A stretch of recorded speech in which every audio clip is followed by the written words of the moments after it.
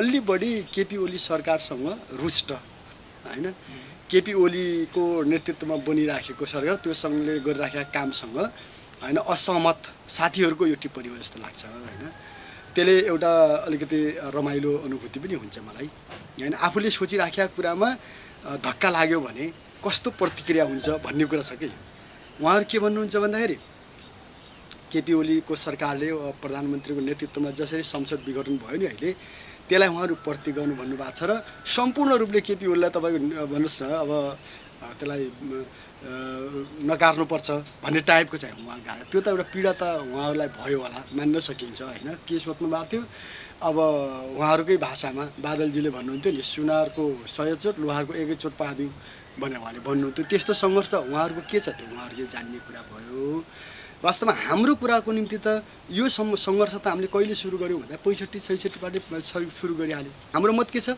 संसदीय व्यवस्था र पुँजीवादी व्यवस्थाले चाहिँ हैन नयाँ मतलब चाहिँ एउटा जीवन निर्माण गर्न सकेन नेपाल युवाहरूको आकाङ्क्षालाई हैन श्रमिक वर्गको जनताको आकाङ्क्षालाई या राष्ट्रवादीहरूको या उद्योग व्यवसायहरूको कसैकोलाई पनि सम्बोधन गर्न सकेन यो विषयमा त हामी राजनीतिक विषयमा छलफल गर्छौँ नि उहाँहरूले भन्नुहुन्छ होला यही नै लोकतन्त्र हो यही नै जनताको व्यवस्था हो यही बसौँ हामी भन्छौँ योभन्दा राम्रो बनाउनु पनि त पाइन्छ त नराम्रो पो बनाउनु भएन योभन्दा राम्रो बनाउने व्यवस्थाको बारेमा नयाँ पिँढीलाई टिच गरेर प्रशिक्षित गरेर बहस गरेर लान सकिँदैन र कसरी शान्ति हुन्छ कसरी स्थिरता हुन्छ कसरी देशको स्वाधीनता प्राप्त हुन्छ भन्ने बारेमा आफ्नो दृष्टिकोण जनतामा राख्न पायो भने एउटा नयाँ खालको सहमति के फेरि सिँगै देशका काङ्ग्रेस कम्युनिस्ट राष्ट्रवादी शक्तिहरू हैन सबैको बिचमा चाहिँ एउटा नयाँ सहमति बन्न सक्छ कि भन्ने कुराले हामीलाई चाहिँ एकदमै बढी अभिप्रेरित गरेको रातरातको कुरा होइन निरन्तर सङ्घर्ष र संवादको निष्कर्षको रूपमा यो सहमति पत्र र सहमतिमा हस्ताक्षर समारोह भएको कुरा हो हाम्रो यति बेला हामी एउटा नयाँ र भिन्न परिवेशमा उपस्थित भएका छौँ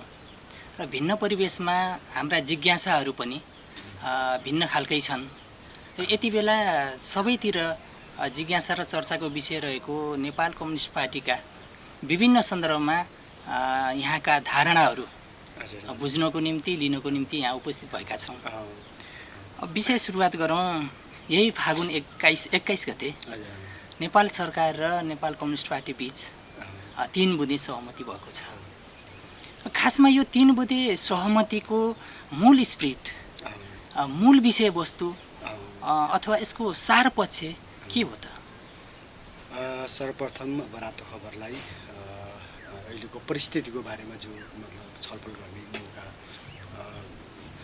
बनाएको छ यसको लागि धन्यवाद जुन 3 बुँदे सहमति अहिले हाम्रो पार्टी र नेपाल सरकारको बिचमा भएको छ यो खास गरिकन अहिले भन्दा 2 वर्ष अगाडि जुन एउटा राजनीतिक घटनाक्रम नेपालमा देखा पर्यो हामीले एउटा भ्रष्टाचार तस्करी राष्ट्रघातका विरुद्धमा गरेको सङ्घर्ष र त्यो सम्बन्धी बुझाइका कैयौँ समस्याले गर्दाखेरि राज्यले हामीमाथि लगाएको प्रतिबन्ध यो विषयबाट यो अहिलेको 3 बुँदे बन्न आइपुगेको हो होइन र यो 3 बुँदेको मुख्य पक्ष भनेको के हो भने हामी जनता राष्ट्र हैन त्यसपछि नयाँ युवा पिँढीको विषयभन्दा हैन अर्को ठाउँमा छैन हामीले उठाएका हामीले मतलब सङ्घर्ष गरेका हामीले प्रस्तावहरू अगाडि सारेका विषय यिनै हुन् भन्ने हाम्रो कुरा थियो त्यो क्रममा हामीले केही सङ्घर्ष पनि गऱ्यौँ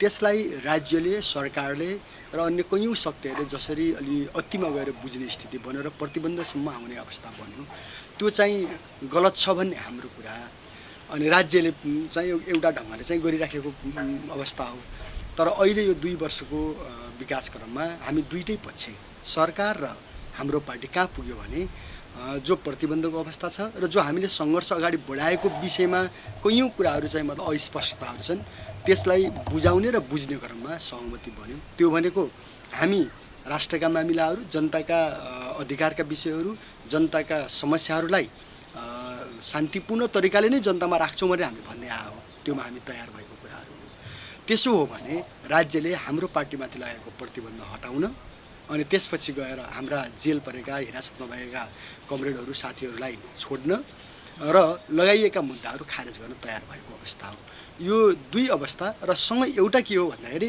अन्य जति पनि विषय छन् यहाँ जनताका असन्तुष्टिका विषय छन् अथवा अधिकारका विषय छन्, राष्ट्रिय स्वाधीनताको विषय छ, मजदुर किसानका विषय छन्, महिलाको कुरा छ, दलितको कुरा छ, किसानको कुरा छ, यी सबै विषय युवाहरूको कुरा छ हैन। यसलाई चाहिँ बसेर छलफल गरेर निष्कर्षतिर लान सकिन्छ या छलफल गरेर एउटा सहमति खोज्न सकिन्छ भन्ने भएपछि हाम्रो यो 3 बुँदे सहमति पत्रमा हस्ताक्षर भएको हो। यसको मूल विषय भनेको यही हो। यो सहमति अलि रातारात भयो, एकाएक भयो भन्ने कुरा पनि आइरहेको छ।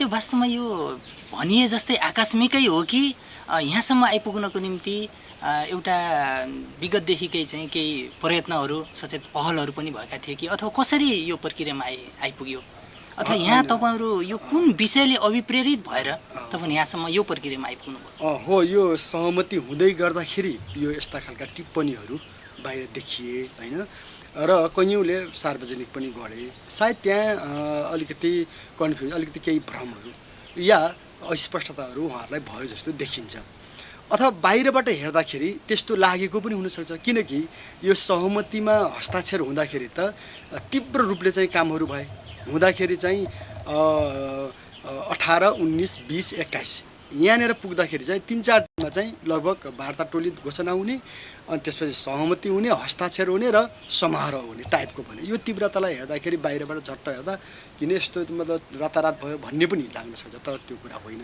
अस्ति प्रधानमन्त्रीजीले पनि बाहिर स्पष्ट गर्नुभयो हामीसँगै हुँदाखेरि हैन।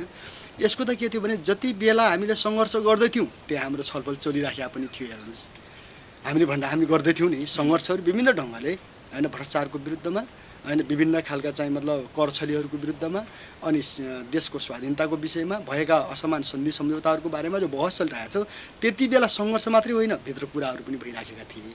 गर्दा गर्दै एउटा मतलब उत्कर्षतिर पुगेपछि उहाँहरू प्रतिबन्धमा आइहाल्नुभयो र पनि फेरि उहाँहरू पनि कुनै न कुनै रूपले छलफलमा बसिराखेको अवस्था थियो। हामीले पनि हाम्रो कुरा राख्दै आएको थियौँ। कैयौँ कुरा भेटघाटद्वारा भयो, कैयौँ कुरा बाहिर अन्य कार्यक्रमहरूद्वारा अथवा हाम्रा आफ्ना धारणाहरूद्वारा, वक्तव्यद्वारा, लेखहरूद्वारा हुँदै आएको कुराहरू भइहाल्यो। त्यही क्रममा अब सोमप्रसाद पाण्डेजीसँग पनि पहिले भन्नुहोस् न लगत्तै उहाँहरूको सरकार बन्यो, लगत्तै एउटा छलफल चल्यो। यद्यपि त्यहाँनिर हाम्रो सहमति बन्न सकेन, कुराकानीहरू भयो, त्यो कुरा उहाँले पनि बाहिर भनिराख्नु भएकै छ। त्यसपछि फेरि लकडाउन सुरु भयो, त्यो वरिपरि पनि छलफलहरू हाम्रो भए। पछिल्लो समयमा यो साउन भदौतिर अलि जोडतोडले हाम्रो छलफल फेरि चल्यो, फेरि पनि यो हुँदै आएको थियो र हुँदै आउँदाखेरि केही कुराहरू हाम्रो बुझ्ने, बुझाउने, स्पष्ट हुने, स्पष्ट गर्ने प्रक्रिया चलिराखेकै थियो र कैयौँ कुरामा स्पष्ट हुँदै गएको थियो, कैयौँ कुरा बाँकी थिए। त्यो पूर्णता कतिखेर भयो त भन्दा यो 3 बुँदेमा जब चाहिँ अहिले एउटा वार्ता टोली बनेर छलफल सुरु भयो त्यसले पूर्णता पाएको मात्रै हो। त्यसो गर्दा यो भित्रका सबै छलफलहरू र हाम्रा सङ्घर्षहरूलाई नबुझेको स्थितिमा अलि चाहिँ मतलब रातारात जस्तो आकस्मिक जस्तो लाग्न सक्छ। तर मलाई लाग्छ राजनीतिक दललाई पनि यो कुरा राम्रोसँग ज्ञान छ। उहाँले बाहिर जे भने पनि नेताहरू कसैले त्यस्तो प्रतिक्रिया गर्नुभएछ भने नि उहाँहरूलाई यो कसरी बढिराखेको हुन्छ त्यो उहाँहरूलाई थाहा छ। अब हामी संलग्न त हुने नै भइहाल्यो, नागरिकहरूको पनि अपेक्षा यही थियो। केही साथीहरूलाई त्यस्तो लाग्या हुनसक्छ, हाम्रो भनाइ के छ भने यो अब क्लियर भएर जान्छ। त्यो रातरातको कुरा होइन, निरन्तर सङ्घर्ष र संवादको निष्कर्षको रूपमा यो सहमति पत्र र सहमतिमा हस्ताक्षर समारोह भएको कुरा हो। यो प्रक्रियामा आउन के कुराबाट अभिप्रेरित हुनुभयो तपाईहरु खासमा? हैन, मुख्य कुरा हामी अभिप्रेरित अहिले भएको भने के हो भने देश जस्तो सङ्कटमा परिरहेको छ हैन, जनतालाई असाध्यै धेरै पीडा हामी देख्छौँ हैन। जनतालाई शान्ति चाहिएको छ, स्थिरता चाहिएको छ हैन, परिवर्तन र समृद्धि अधिकार चाहिएको छ, राष्ट्र देशको चाहिँ एउटा स्वाधीनता चाहिएको छ। तर राजनीतिक परिस्थिति चाहिँ निकै पेचिलो, जटिल देखिन्छ कि यो त हामीले देखिराखेको कुरा भइहाल्यो हैन। यस्तो बेलामा चाहिँ हामी के चाहन्थ्यौँ भने आफ्नो कुरा, आफ्नो दृष्टिकोण हैन जनतामा सहज ढङ्गले राख्ने वातावरण बनोस्, हाम्रो त्यो कुरा छँदै थियो। राज्यले पनि सोच्यो होला हैन, ठिकै छ त छलफल हुँदै जाँदाखेरि मिल्यो भने। अर्कोतिर सरकार जो 2/3 बन्या थियो, 2/3 सरकार आफ्नै कारणले आफ्नै मामिलाहरूलाई लिएर चाहिँ जनताको कुरा खास होइन थियो, आफ्नै मामिलाहरूलाई लिएर चाहिँ सङ्कटग्रस्त बन्यो। अर्को नेपाली काङ्ग्रेसभित्र पनि स्थिति अब एउटा तनावपूर्ण नै देखिन्छ, अब मतलब विविध खालका छलफलहरू त्यहाँ देखिन्छन्। यस्तो बेलामा जनताका विषयलाई उठाउनको लागि पनि हैन हामीले के एउटा जिम्मेवारी बोध गरेको कुरा हो। अनि यो बेलामा जनतासँग हामी पुग्नुपर्छ हैन, राज्यसँग छलफल गर्नुपर्छ, मिल्ने स्थितिसँग सहमति गर्नुपर्छ र हामीले कसरी देशलाई चाहिँ निकास दिन खोजेका छौँ त, कसरी शान्ति हुन्छ, कसरी स्थिरता हुन्छ, कसरी देशको स्वाधीनता प्राप्त हुन्छ भन्ने बारेमा आफ्नो दृष्टिकोण जनतामा राख्न पायो भने एउटा नयाँ खालको सहमति के फेरि सिँगै देशका काङ्ग्रेस कम्युनिस्ट राष्ट्रवादी शक्तिहरू होइन सबैको बिचमा चाहिँ एउटा नयाँ सहमति बन्न सक्छ कि भन्ने कुराले हामीलाई चाहिँ एकदमै बढी अभिप्रेरित गरेको हो। यो सहमतिको प्रक्रियामा अलि राजनीतिक एजेन्डामा प्रवेश गरिएको अथवा त्यस्तो सहमति भएको त देखिएन। हजुर त्यो छलफलको एजेन्डै नबनेको हो कि यो विषयमा के हो? यो राजनीतिक एजेन्डाहरूको बारेमा त खासै त्यस्तो केही सहमति र छलफलको विषय देखिएन नि त।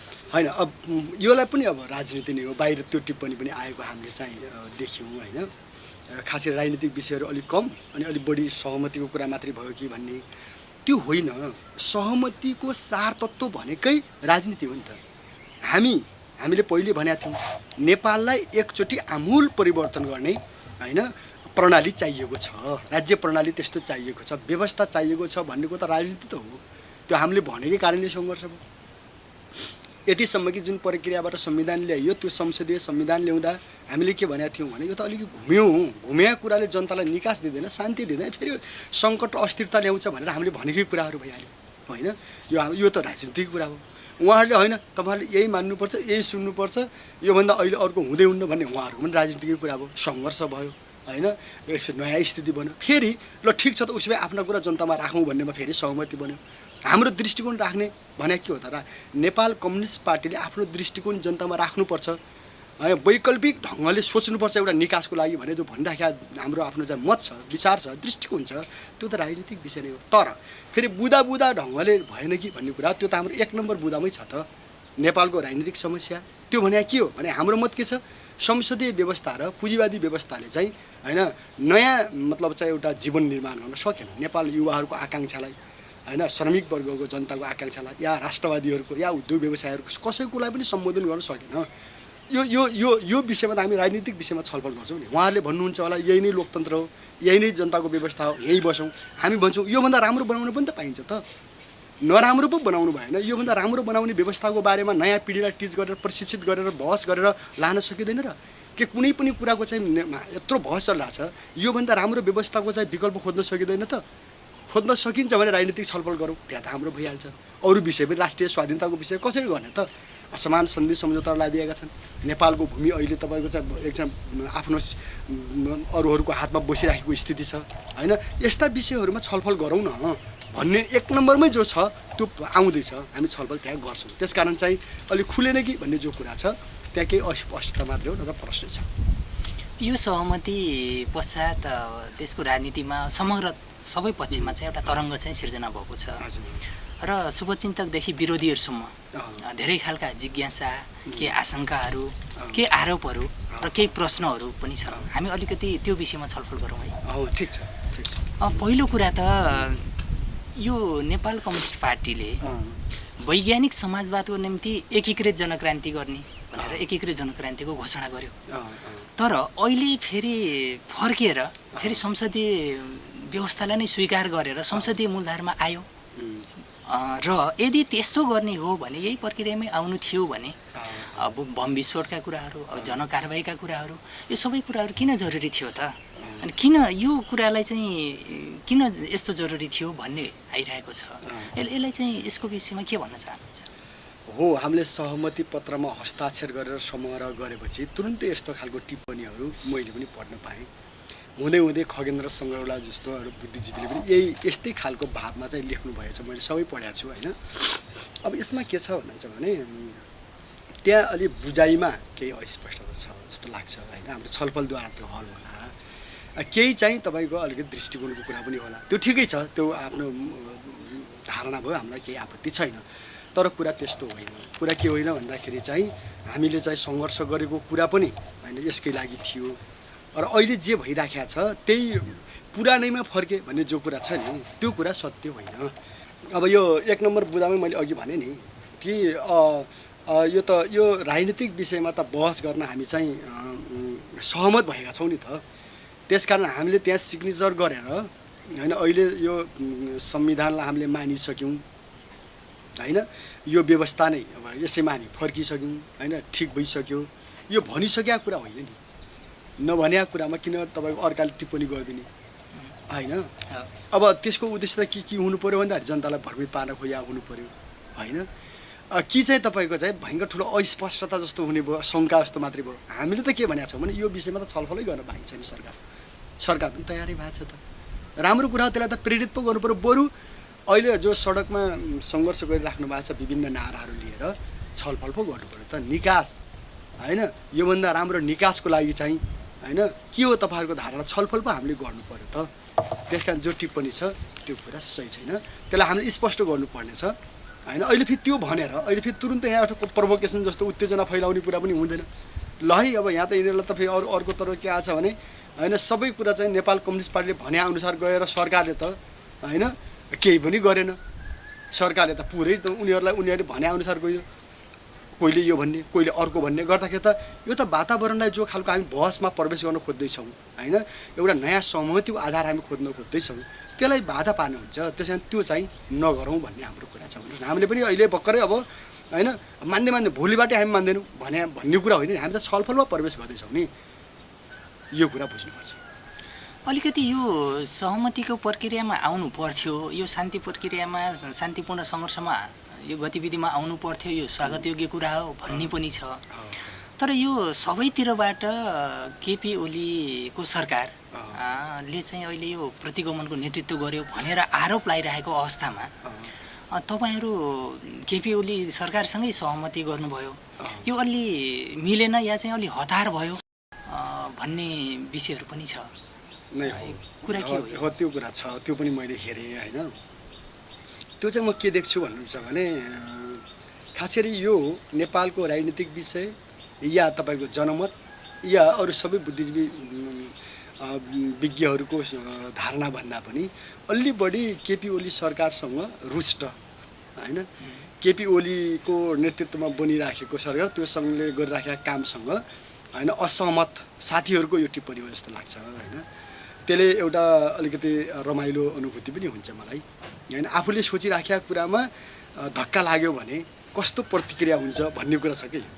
उहाँहरू के भन्नुहुन्छ भन्दाखेरि केपी ओलीको सरकारले प्रधानमन्त्रीको नेतृत्वमा जसरी संसद विघटन भयो नि अहिले, त्यसलाई उहाँहरू प्रतिगमन भन्नुभएको छ र सम्पूर्ण रूपले केपी ओलीलाई तपाईँको भन्नुहोस् न अब त्यसलाई नकार्नुपर्छ भन्ने टाइपको चाहिँ उहाँ गएको। त्यो त एउटा पीडा त उहाँहरूलाई भयो होला, मान्न सकिन्छ होइन। के सोध्नु भएको थियो, अब उहाँहरूकै भाषामा बादलजीले भन्नुहुन्थ्यो नि, सुनारको 100 चोट लोहारको 1 चोट पारिदिउँ भनेर उहाँले भन्नुहुन्थ्यो। त्यस्तो सङ्घर्ष उहाँहरूको के छ त्यो उहाँहरूले जान्ने कुरा भयो।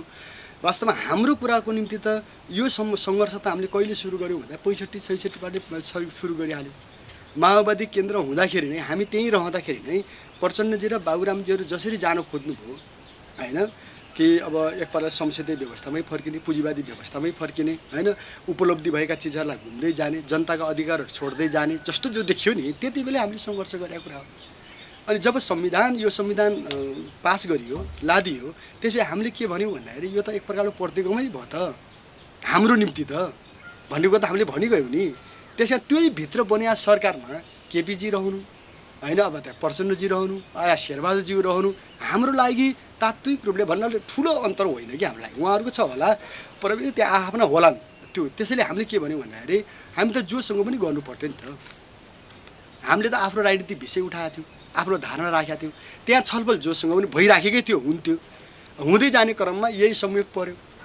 यसलाई अहिले के ठान्नु हुँदैन भन्दाखेरि अब उहाँहरूसँगको अन्तर्विरोधले गर्दाखेरि हाम्रो राजनीतिक विषयमा होइन एउटासँग छलफल गर्नुपर्छ, अर्कोसँग गर्नै पर्दैन भन्ने टाइपको उहाँहरू सबै नै अब यो व्यवस्थाको पक्षपाती भन्नुहुन्छ। अब अझ भन्ने हो भने त केपी ओलीले प्रतिगमन गर्नुभयो, हामी लोकतन्त्रका यो संसदीय व्यवस्था अहिले बनेको त हामी नै संरक्षक हौँ भने जस्तो कुरा गर्नुहुन्छ साथीहरूले। उही त कुरा हामीलाई त उही त भयो त, केपीजीले पनि त्यही त भनिरहनु भएको छ भनेपछि त अनि यो बहसमा हामीलाई जोड्न आवश्यक छैन। हामीले के भने हाम्रो विषय त के हो भन्दाखेरि सिङ्गै देशको चाहिँ राज्य प्रणालीसँग जोडिएको विषय हो होइन। अनि त्यसपछि अहिलेको चाहिँ व्यवस्थासँग जोडिएको कुरा हो, सत्तासँग जोडिएको कुरा हो होइन, हाम्रो राष्ट्रिय स्वाधीनतासँग जोडिएको कुरा हुनाले यसलाई चाहिँ होइन अन्यथा बुझ्न जरुरी छैन। अलिकति त्यस्तो होला, त्यसलाई हामी चाहिँ प्रश्न गरौँला भन्ने लाग्छ। अब नेपाल कम्युनिस्ट पार्टी केपी ओली नेतृत्वको सरकारमा सहभागी बन्ने र यतिसम्म कि केपी ओली नेतृत्वको पार्टीसँग पार्टीगत एकता गर्ने भन्ने कुरा पनि चर्चामा आइरहेका छन्। यसको वास्तविकता के हो? होइन त्यो त कस्तो लाग्छ भन्दाखेरि काम कुरो एकातिर होइन अब अर्कोतिर भने जस्तै होइन कुम्लो बोकेर अर्को भने जस्तै तर्क हो यो यसको कुनै अर्थ छैन यसको धेरै व्याख्या गर्न जरुरी पनि छैन अहिले विषय नै त्यो होइन नि होइन आफ्नो इच्छालाई अनुसार मनका कुराहरू गरेर त त्यो त कुनै अर्थ छैन नि त्यतातिर प्रवेश नगरौँ हाम्रो विषय 3 बुँदे हो 3 बुँदेमा हाम्रो छलफल चलेको छ सहमति भएको छ त्यसमा हामी प्रवेश गर्छौँ कुरा यति मात्रै हो त्योमा हामी इमानदारीपूर्वक लाग्छौँ अब कहाँको फेरि अब पार्टीका कुरा सरकारका कुरा त्यो त पछि छलफल हुँदै जाँदा केही कुरा पनि हुँदैन अहिले यो कुरा नगरौँ भइहाल्छ त्यो कुरा पनि त्यो विषय नै होइन कि अहिले विषय नभएको कुरालाई भन्नुहोस् त हामी एउटा उद्देश्यको लागि हिँडेका छौँ अर्को तर्क गरेर त मिलेर नि त्यहाँ त्यो विषय नै होइन अहिले विषय 3 बुँदे हो होइन 3 बुँदेलाई सार्थक बनाउने कुरा सफल गर्ने कुरा हो होइन अहिले तपाईँको चाहिँ तर हाम्रो चाहनाकै कुरा गर्नुहुन्छ नि त नेपालको कम्युनिस्ट आन्दोलनलाई एकै ठाउँमा ल्याउनुपर्छ भने त स्वतः हुने भइहाल्यो तर त्यो के को आधारमा ल्याउनुपर्छ भन्दाखेरि एउटा नयाँ दृष्टिकोण नयाँ सोच नयाँ विचार नयाँ नीतिहरू आन्दोलनको आधारमा ल्याउनुपर्छ त्यो छुट्टै च्याप्टर छ नि अहिले त कम्युनिस्ट पार्टीलाई कहाँ बनाउने सरकार कसको बनाउने भन्ने सवालै होइन यहाँ त अहिले त के छ भन्नुहुन्छ भने यो कसरी तपाईँको चाहिँ यो सङ्कटलाई समाधान गर्ने कसरी देशलाई अग्रगमनतिर लैजाने कसरी देशको स्वाधीनताको रक्षा गर्ने र कसरी हाम्रा नमिलेका विषयहरूलाई चाहिँ छलफलमा प्रवेश गराउने यो पो विषय हो त त्यसो अर्थ छैन यो सहमतिको प्रक्रियामा नेकपासँग रहेको हतियारलाई बुझाउने कुरा चाहिँ आएन भन्ने कतिपयको चाहिँ आलोचना छ यो हतियारको बारेको वास्तविकता के हो होइन अब यो पनि कस्तो मलाई अनौठो लाग्छ भन्नुहुन्छ भने अब केही न्यू नपाएपछि बाटोमा लट्ठी तेर्छाउने भने जस्तो तर्क हो यो होइन अलि पहिलासम्म चाहिँ वार्ता किन नगर्ने होइन सहमति किन नखोजेको भनेर चाहिँ सबैले हामीलाई पनि भन्ने सरकारलाई पनि भन्ने गरेपछि फेरि अर्को भएको कुरालाई होइन अब एक प्रकारले त्यसलाई चाहिँ बाधा पार्ने गरी अवरोध गर्ने गरी होइन त्यसलाई विध्वंस गर्ने गरी तर्कहरू गरिदिनु भएन अनि यसलाई के भन्छ भन्नुहुन्छ भने यसलाई समस्या सिर्जना गरेर अनि स्वार्थ पुरा गर्ने तरिका प्रयोग गर्नु भएन भन्ने हाम्रो छ कि एउटा हुन्छ नि होइन कुनै फ्यामिली अथवा परिवारको या समाजमा होइन अब कोही राम्रो गरिराखेको छ भने होइन त्यसलाई चाहिँ भङ्ग गर्नको लागि होइन त्यसलाई असफल पार्नको लागि आफैले कृत्रिम सूचनाहरू तयार गर्ने कृत्रिम विषयहरू बनाइदिने अनि त्यसपछि गएर त्योद्वारा फेरि त्यसलाई चाहिँ तहस नहस पार्ने भन्ने हुन्छ नि त्यस्तो गर्नु भएन विषय त यो 3 बुँदे हेरिदिनु पऱ्यो भन्ने हाम्रो छ त्यहाँभित्र त सबै छ त अब जहाँसम्म कुरा छ हतियारको कुरा छ अरू कुरा छ नि यो त कहिले कसले भन्यो त हामीलाई त्यो कसले आरोप लाउन सक्छ त यहाँ न युद्धको घोषणा भएको छ होइन न दोहोरो त्यस्तो ठुलो भिडन्तमा हतियारबद्ध भिडन्त भएको छ होइन न तपाईँ हामीले चाहिँ युद्धको तपाईँको चाहिँ एउटा नेतृत्व गरिरहेको अवस्था हो अहिले त राजनीतिक ढङ्गले सङ्घर्ष गरिराखेको त्यही क्रममा यो प्रतिबन्ध लगायतका विषय आएको अनि त्यसलाई फुकाएर नयाँ सहमति खोज्ने भइरहेको छ नि त अनि कहाँबाट हतियारको कुरा आयो त नहुँदै नभएको कुरा सुरु नै भएको छैन भने त्योमा विषय किन उठाउने त्यो भने त म के देख्छु भने नि अब यो भएको सहमतिलाई नै बिथोलेर फेरि देशलाई चाहिँ अर्को असहमतितिर सङ्घर्षतिर अराजकतातिर धकेल्नेतिर जान्छ त्यसो नगरौँ मेरो सबैसँग आग्रह छ खास गरी अरू दलका साथीहरू पनि अनि अरू नागरिकहरूलाई पनि त्यसो गर्नु हुँदैन जसले त्यो भनिराख्नु भएको छ त्यो कुरा चाहिँ गलत छ भन्ने हाम्रो छ भन्नुहोस् न तपाईँहरूले अब सार्वभौम शक्ति सम्पन्न जनताको जनमतद्वारा व्यवस्थाको बारेमा निर्णय गर्न पाउनुपर्छ भन्ने कुरा उठाउनु गर्नुभएको छ र जनमत सङ्ग्रहको कुरा गर्नुभएको छ यो जनमत सङ्ग्रहको विषय के हो र नेपालमा के जनमत सङ्ग्रह सम्भव छ होइन योमा कस्तो हो भन्नुहुन्छ भने अब हाम्रो धारणा हो यो होइन सबैले सोध्नुभयो छलफल चलाइराख्नु भएको छ होइन अब अहिलेको यो अराजकता देशको सङ्कट असफलता होइन विभिन्न खालको चाहिँ मतलब त्यसको चाहिँ एउटा असफल प्रयोगहरू जो भइराखेका छ नि यसको समाधान के हो त कसरी हुन्छ भन्ने बारेमा त व्यापक बहस छ नि त बुद्धिजीवीहरूले कलम चलाइराख्नु भएकै छ होइन विज्ञहरूले कलम चलाइराख्नु भएकै छ राजनीतिक विश्लेषकहरूले विश्लेषण गरिराख्नु भएको छ आफ्नो आफ्नो विश्लेषण छ नेपाली काङ्ग्रेसका साथीहरूको तर्क के छ भने र केही लेखकहरूको तर्क के छ भने यो व्यवस्थाको असफलता होइन यो नेता र पार्टीहरूको असफलता हो त्यसको सुझाव उहाँहरूले सुझाउने तरिका के राख्नु भएको छ भने नयाँ पिँढीलाई नेतृत्व दिनुपर्छ होइन पुरानो पिँढीलाई हटाइदिनुपर्छ भन्नुहुन्छ कसैले कम्युनिस्टको सट्टामा फेरि काङ्ग्रेसलाई ल्याउनुपर्छ भन्नुहुन्छ कसैले होइन अब यो कम्युनिस्टहरू पनि 2-3 दल मिलेर भने एउटैलाई ल्याउनुपर्छ भन्नुहुन्छ। यो त आफ्नो आफ्नो दृष्टिकोण छ नि। त्यसमा हामीले के भनेका छौँ भन्नुहुन्छ भने त्यो कुरा पनि आफ्नो होला, ठिकै छ, बहस गरौँ। तर नेपालमा 40 वर्ष संसदीय व्यवस्था प्रयोग भयो। 40 वर्षको प्रयोगमा यहाँ सबै प्रयोग भयो। यहाँ तपाईँको चाहिँ राजाले पनि काङ्ग्रेसहरूसँग मिलाएर के अरे संसदीय व्यवस्था चल्यो होइन। यहाँ तपाईँको एकलौटी राजाले डेमोक्रेसी भनेर पनि सत्ता चल्यो भन्नुहोस् न, प्रजातन्त्र भनेर होइन। यहाँ तपाईँको काङ्ग्रेसले 2/3 सरकार लिएर पनि संसदीय व्यवस्था चलायो होइन। यहाँ तपाईँको चाहिँ काङ्ग्रेस र अरू राप्रपाहरू मिलेर पनि सरकार चल्यो। यहाँ तपाईँको एमाले पनि सरकार चलायो। यहाँ माओवादीले पनि चलायो। अहिले फेरि 2/3 कम्युनिस्टहरूको सरकार पनि छ। तर सबै असफल भयो नि त। जनताले किन यो छानिराखेका छन् तर पाइराखेका छैनन् त भन्दाखेरि जनचाहना चाहिँ आमूल परिवर्तनको छ। जनताको चाहना के छ भन्दाखेरि एउटा सुकुम्बासीले खान पाओस् होइन, बस्न पाओस्, लाउन पाओस्। किसान, गरिब किसानहरूले चाहिँ एउटा कम्तीमा सुखसँग चाहिँ काम गर्न पाउन्, खान पाउन् होइन। नयाँ युवा युवतीहरूले चाहिँ नयाँ रोजगारी पाउन्, शिक्षा पाउन्, स्वास्थ्य पाउन् होइन। अनि देशका नागरिकहरू स्वाभिमानी होउन्, आफ्नै देशभित्र रोजगारीको अवसर होस् होइन, सिर्जना होस्, यो छ होइन। त्यसपछि गएर सबै देशभक्तहरूको चाहना देशको चाहिँ स्वाधीनता रक्षा होस्, यिनी छन् नि त होइन। बुद्धिजीवीहरूको आफ्नो ज्ञानलाई चाहिँ प्रयोग गर्न पाइयोस्, वैज्ञानिकहरूले आफ्नो क्षमतालाई ल्याबमा प्रयोगशालामा लग्न पाइयोस्, यो सबै छ नि त। यो परिवर्तनको चाहनालाई अहिलेको संसदीय व्यवस्थाले मिट गर्न भेट्न सकेका छैन कि समात्न सकिरहेका छैन। त्यहाँ अन्तर्विरोध छ। जनताले जहिले पनि त्यसको लागि भोटिङ गर्छन्, त्यो जनमत दिन्छन्, तर सकिरहेका छैन। यहाँको उत्पादन सम्बन्ध, यहाँको आर्थिक सम्बन्धले यसलाई चाहिँ दिया छैन कि हो। हामीले भने के हो भने योमा हामी बहस गर्छौँ। हाम्रो दृष्टिकोणमा योभन्दा राम्रो व्यवस्था वैज्ञानिक समाजवाद हो होइन। जहाँ तपाईँको चाहिँ फेरि डेमोक्रेसी हुन्न कि भन्ने जो तर्क छ नि त्यो गलत कुरा हो कि।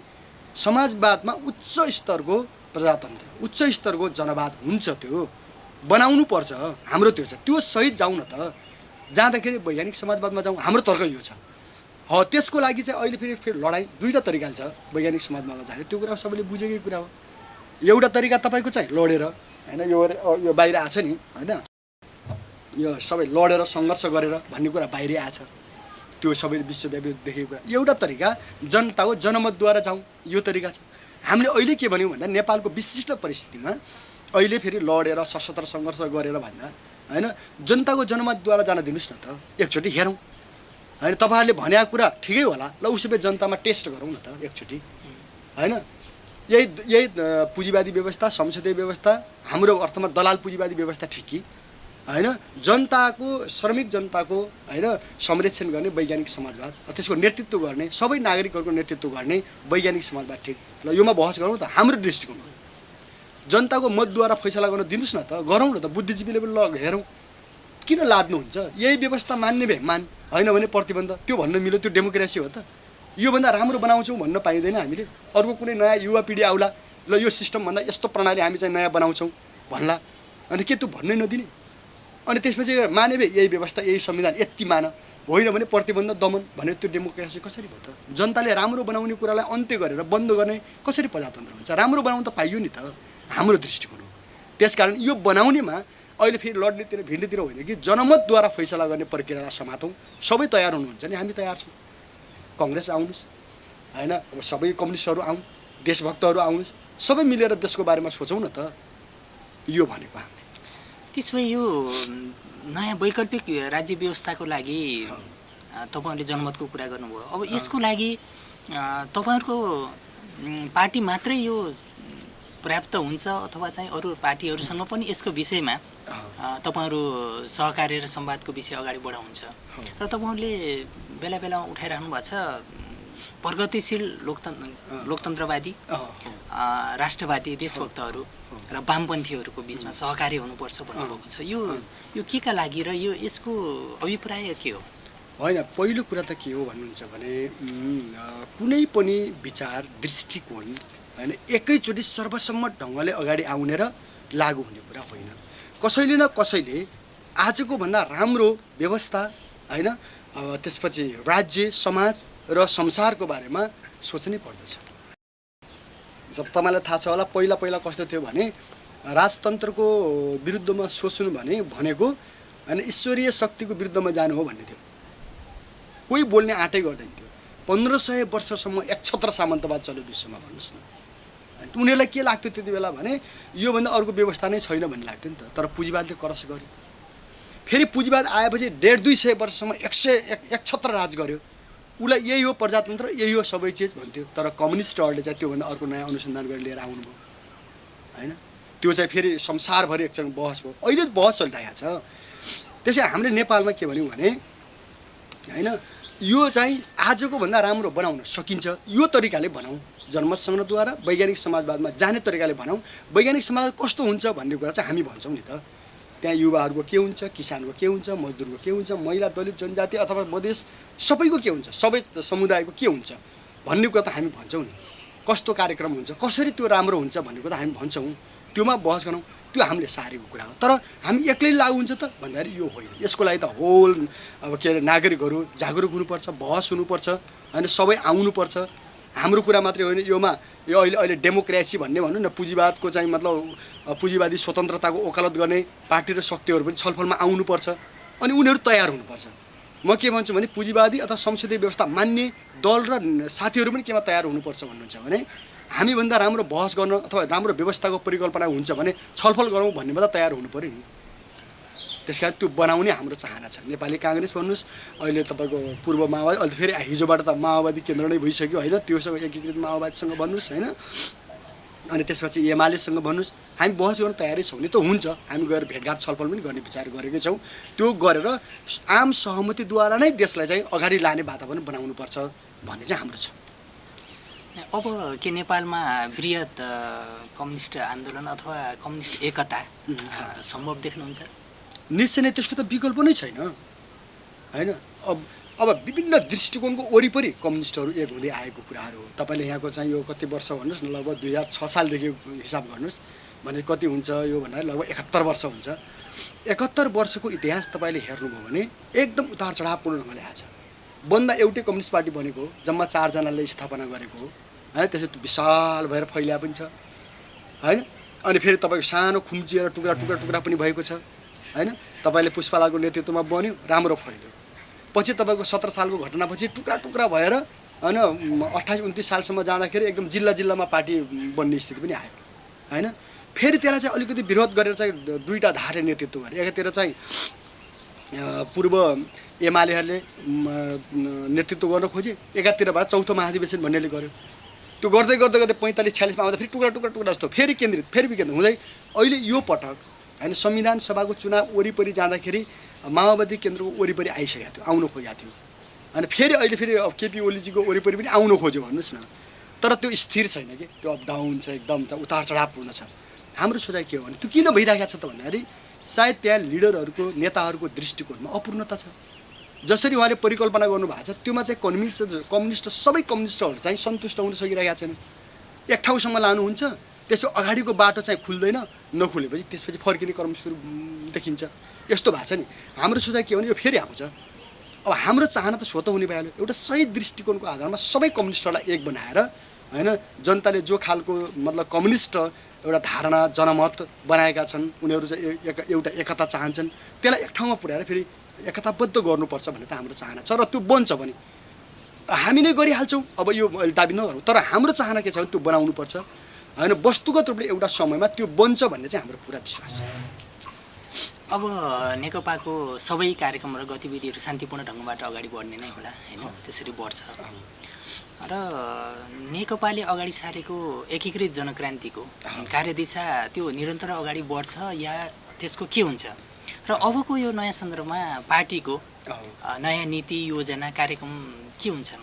अब यसको बारेमा होइन, यस्तो यो बारेमा हामीले बेला बेला छलफल पनि गरेका छौँ होइन। अलिअलि बहस यो पनि भएको होला। जस्तै एकीकृत जनक्रान्ति भनेकै कुरा के हो भन्नुहुन्छ भने हामीले जो प्रयोग गरिरहेका छौँ यही अन्तर्गतै हो यो होइन। जस्तो हाम्रै बारेमा पनि बुझाइ कस्तो भयो त भन्दाखेरि हामी एकीकृत जनक्रान्ति अन्तर्गत अगाडि बढिरहेका छौँ। तर बुझ्ने कयौँ मित्रहरूले अथवा शक्तिहरूले हामीलाई होइन जनयुद्धको स्टाइलमा बुझ्नुभयो भन्नुहोस् न, तरिकाले बुझ्नुभयो। कयौँले तपाईँको चाहिँ रुसको तरिकाले बुझ्नुभयो। हामीलाई आलोचना गर्नेले पनि अरू गर्नेले पनि त्यही अन्तर्गत गरे हामी देख्छौँ। त्यो होइन। हामीले के भनेका छौँ भने एउटा हाम्रो केन्द्रीय समितिमा छलफल पनि भयो। वास्तवमा मार्क्सले पुँजीवादसम्मको संश्लेषण गर्नुभयो र त्यो अलिअलि साम्राज्यवादको पनि त्यहाँ आउँथ्यो। लेनिनले साम्राज्यवादसम्मको त गर्नुभयो, तर विश्व अहिले कस्तो देखिन्छ भन्नुहुन्छ भने एकदम नयाँ ठाउँमा पुगेको छ। वैज्ञानिक अनुसन्धानको कुराले भन्नुहोस्, प्राविधिक विकासले भन्नुहोस्, या तपाईँको शिक्षा स्वास्थ्यको कुराले भन्नुहोस्, या सामाजिक तपाईँको चाहिँ जागरण र परिवर्तनका कुराले भन्नुहोस् होइन, या तपाईँको चाहिँ मानव जातिले भोग्नु परेका समस्याहरू, नयाँ समस्याहरूको कुराले हेर्नुहोस्, विश्वव्यापी यो सबै के गर्छ, हामी विश्व एकदम नयाँ ठाउँमा हो। लेनिनले साम्राज्यवाद भन्नुहुन्थ्यो नि, त्यो मार्क्सले गरेको व्याख्या अन्तर्गतकै एउटा विकसित थियो। तर आज तपाईँ हामीले हेऱ्यौँ भने त साम्राज्यवाद होइन, त्योभन्दा माथि साम्राज्यवादी युग केमा अन्त्य भइसक्यो भन्दाखेरि नि एउटा ग्लोबलाइज के भूमण्डलीकृत चरित्रमा गइसकेको थियो। त्यसलाई त्यही साम्राज्यवादभित्र मात्रै व्याख्या गर्न खोजेर अपूर्ण हुन्छ। अर्थ सम्बन्ध पनि कस्तो देखियो भन्दाखेरि लेनिन माओसम्मले गरेको आर्थिक सम्बन्ध जो थियो नि, पुँजीवादी आर्थिक सम्बन्ध त्यहाँ छैन अहिले होइन। एउटा तपाईँको चाहिँ निगम भनिरहेको छ अथवा भूमण्डलीकृत एउटा पुँजीवादी चरित्रमा यो गइसकेको छ। सङ्घर्षको रूप पनि एक ठाउँमा मात्रै छैन कि, एउटा होटल, एउटा फ्याक्ट्री एउटा कुनै देशमा मात्रै छैन, विश्वभरि छ। एक ठाउँमा मात्रै मजदुरहरूले सङ्घर्ष गरेर पुग्नेवाला छैन। एक ठाउँको मजदुरले मात्रै सङ्घर्ष गरेर आफ्नो समस्या हल गर्न सक्ने स्थिति छ। विश्वव्यापी रूपबाट त्यो आइरहेको छ नि होइन। जस्तो मानिलिनुहोस् कि एउटा तपाईँको चाहिँ अहिले कुनै कम्पनीकै कुरा गर्नुहोस् होइन, अब यो स्यामसङको कुरा गर्नुहोस् उदाहरणको लागि। स्यामसङ चाहिँ उत्तर कोरियामा बन्छ होइन, साउथ कोरियामा बन्छ, तर त्यसको दक्षिण कोरियामा मात्रै छैन नि। त्यसको एउटा पार्ट भियतनाम बनिरहेको छ, एउटा पार्ट चाइना बनिरहेको छ, एउटा जोड्ने काम चाहिँ एसेम्बलिङ चाहिँ तपाईँको चाहिँ के अरे कतारमा गरिरहेको छ। यस्तो टाइपको जो देखिन्छ नि त, यसले त एक ठाउँको मजदुरले मात्रै त्यो कम्पनीका समस्यासँग लडेर हल हुने देखिन। त्यहाँ ग्लोबलाइज जो क्यारेक्टर आएको छ नि पुँजीको, हामीले के भने यसको संश्लेषण चाहिँ त्यहाँ एकीकृत जनक्रान्ति भनेको त यो। अनि राजनीतिक सङ्घर्ष पनि एक ठाउँमा मात्रै गरेर तुरुन्तै भन्ने चाहिँ देखिँदैन, विश्वव्यापी रूपबाट कयौँ बहसहरू गर्नुपर्ने ठाउँमा छ। डेमोक्रेसीको सङ्घर्ष, प्रजातन्त्रको सङ्घर्ष या समाजवादको सङ्घर्ष विश्वव्यापी रूपबाट प्रभावित हुने खालको छ।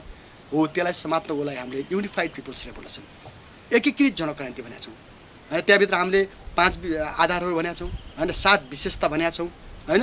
यी कुराहरूलाई के गरेर चाहिँ मसिनो गरी अब यहाँ त सम्भव छैन, तर त्यो गरेर के गर्नुपर्छ भने नयाँ ठाउँमा काम गर्नुपर्छ। हामीले नयाँ तरिकाले जनतालाई युनाइट एकीकृत गर्ने होइन, नयाँ तरिकाले हाम्रा मित्रहरूलाई चाहिँ एकताबद्ध गर्ने, यो चाहिँ हाम्रो हुनुपर्छ। हामी त्यस कारण के भनेको छौँ भन्नुहुन्छ भने यो त निकै नयाँ ठाउँमा पुगेको छ।